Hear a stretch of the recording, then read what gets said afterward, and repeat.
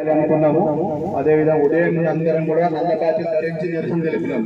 రేపు అందరం కూడా మనకు సంబంధించిన మన యొక్క మందిర కమిటీలు ఏవైతే ఉన్నాయో, మనం ఎక్కడైతే నివసిస్తున్నామో అక్కడ ఉన్న మందిర వాళ్ళ లెటరేట్ల మీద అందరూ కూడా బస్సు గుడికి రావాలి. అందరూ కూడా లెటర్ తీసుకొని దానిపైన అందరం కూడా నిరసన పత్రాన్ని ముద్రించి మన ఎంఆర్ఓ గారికి ఇస్తాం.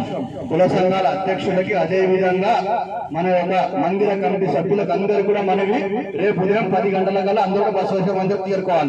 రేపటి కార్యక్రమం ఇది. ఎల్లుండి ఉదయం 9 గంటలకు భారీ ర్యాలీ బస్సు మన ఖమ్మం నుంచి బయలుదేరుతుంది, పోలీస్ స్టేషన్ వరకు ఉంటుంది. ఈ యొక్క కార్యక్రమం లోపల ప్రతి ఒక్క హిందూ ఇవాళ వర్షం పడ్డదని చెప్పి చాలా మంది ఇవాళ క్యాన్సల్ అవుతుందని చెప్పి అంటున్నారు. కానీ ఎల్లుండి జరిగబోయే కార్యక్రమానికి మాత్రం ప్రతి ఒక్కరు అందరం కూడా ప్రతి ఒక్క హిందూ కదలాలి. విషయం లోపల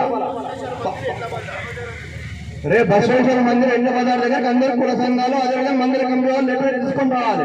ఎల్లుండి మాత్రం అందరం కూడా భారీ నిరసన కార్యక్రమం అనుకుంటున్నాం. మన సదాశివపేట మండలం సంబంధించి, సదాశివపేట పట్టణానికి సంబంధించి ప్రతి ఒక్క హిందూ, ఏ పార్టీకి సంబంధించిన హిందూ అన్నవాడు మాత్రం ఖచ్చితంగా రావాలి ఎల్లుండి కార్యక్రమానికి. మన అందరం కూడా హిందువులు, మన ఎవరు కూడా ఈ పార్టీ ఆ పార్టీ అడగలేదు. అందరూ హిందూ అని అడిగితే మీరు అంతే.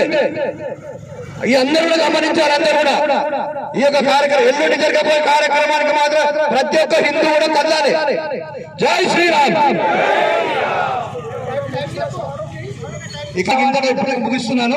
అందరం కూడా మనం ఇక్కడ ఆ యొక్క డ్యూటీలు ఉన్నాయి కదా, చూసుకొని రామందరికి వెళ్ళిపోదాము. ఇక్కడ అందరూ కూడా నిలిచిపోదాం. జై శ్రీరామ్. అందరూ